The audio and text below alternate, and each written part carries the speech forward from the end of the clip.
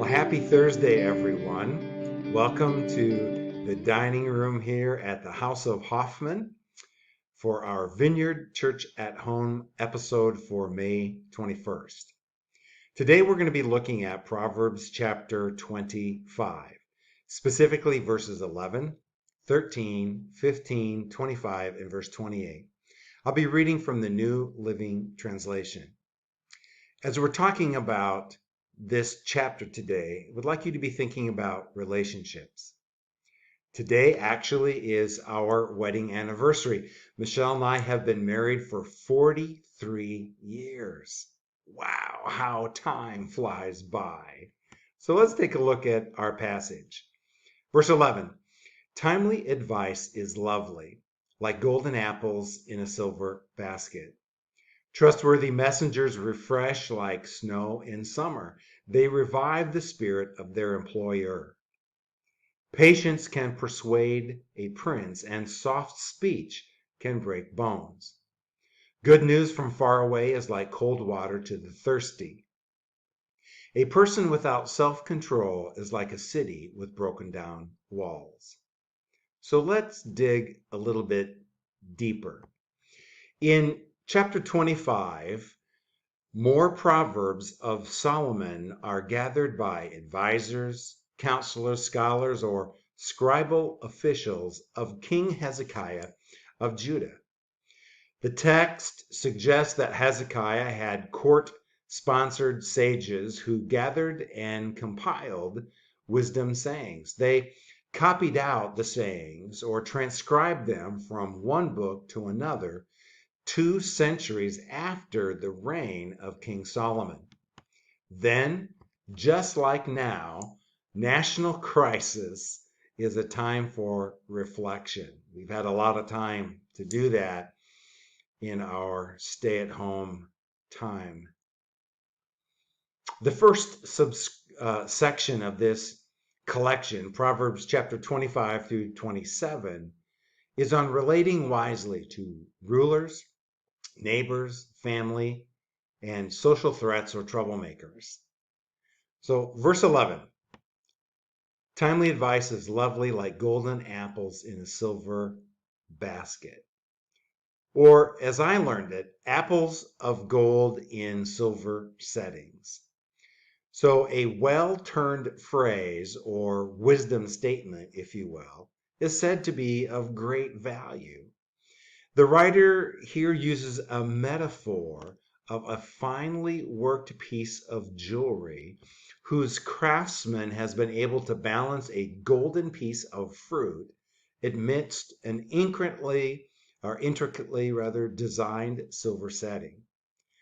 The delicacy of this decorative design draws the eye just as a clever saying touches the mind. It speaks of beauty, value, and artistry. The main point is the immense value and memorable beauty of words used skillfully. A fitting word, even in the form of a timely rebuke, is beautiful, literally golden. In verse 13, it says that trustworthy messengers refresh like snow in summer. They revive the spirit of their employer. Snow at harvest. There's a concept. According to the work calendar outlined in the Gazar Almanac, which was a late 10th century Hebrew inscription, harvest actually occurred in the spring and in the mid and late summer months. Thus, the dream of a cool breeze or even snow may well have been on the mind of workers who are out laboring in the hot sun. This serves as an apt metaphor for the relief brought by a long-awaited messenger whose news refreshes and soothes the mind. However, a messenger who makes inflated or unfulfilled promises is as disappointing as rainless clouds, which we haven't had to worry about lately with all the rain we have received. In other words, a faithful messenger lifts up the spirits of those who sent him or her on the mission, In other words, this person is refreshing. I like what Eugene Peterson does with this in the Message translation. He writes, reliable friends who do what they say are like cool drinks in sweltering heat, refreshing. In the workplace, it's often difficult to find people who can really be trusted. What seemed like a lifetime ago, I spent 7 years in the restaurant business, working my way up from bussing tables and washing dishes to being a server, a cook, supervisor, and eventually manager. Faithful employees, or as this passage says, trustworthy messengers, are punctual or on time, responsible, honest, and hardworking. In other words, they have a really good work ethic. Such people are invaluable as they help take some pressure off of their employer. Find out what your employer needs from you to make his or her job easier and do it. Verse 15, patience can persuade a prince and soft speech can break bones. Calm and patient speech can break down insurmountable opposition. By patience, one can persuade a ruler or government leader. By soft speech, stiff comparison or rather opposition can be broken down. This verse recommends conciliatory or peacemaking and persuasive advocacy, which can succeed in the end.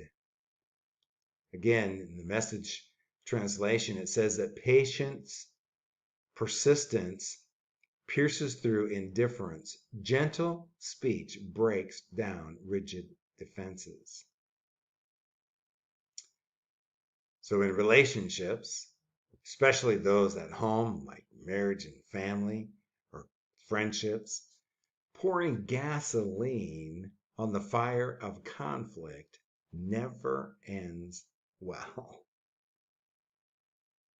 Check out verse 25.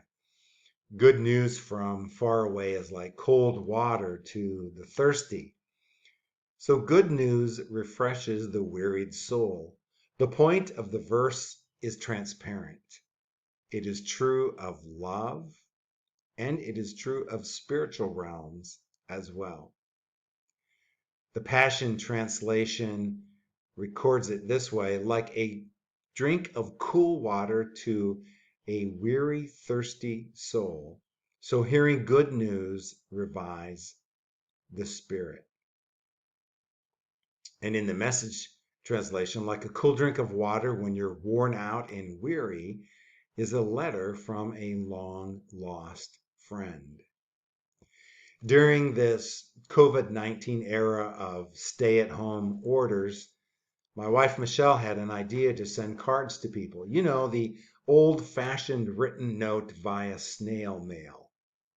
It was remarkable to hear how these simple cards touched people's hearts. Perhaps you can send a card or two to a family member, a friend, or neighbor, and you can brighten their day as well. In verse 28, it says, a person without self-control is like a city with broken down walls. Even though city walls restricted their inhabitants' movements, people were happy to have them. Without walls, they would have been vulnerable to attack by any passing group of marauders or robbers. Self-control limits us, to be sure, but it's necessary. And out of control life is open to all sorts of attacks by an enemy. Think of self-control as a wall for defense and protection. Without self-control, a person is vulnerable. The point of comparison to a broken down city is that one who lacks self-control has no defenses. The Passion Translation puts it this way: if you live without restraint and are unable to control your temper, you're as helpless as a city with broken down defenses, open to attack. And in the Message translation, a person without self-control is like a house with its doors and windows knocked out. So think about all the rain that we've had lately. I'm starting to get a Noah complex. I want to build an ark, I think.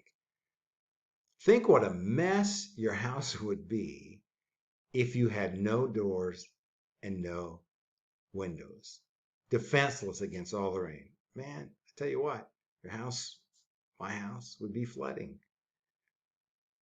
So in conclusion, I'd like to invite you to explore how you're doing with your speech in your relationships at home, in your friendships with your neighbors, at work, and out in the community as businesses reopen. You can be a fountain of blessing to others. Have a great day and a wonderful week.